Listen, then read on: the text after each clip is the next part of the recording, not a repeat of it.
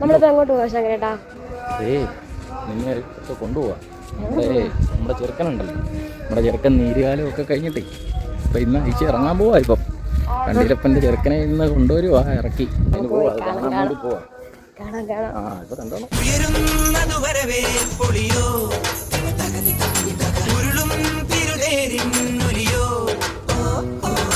ഉയരുന്ന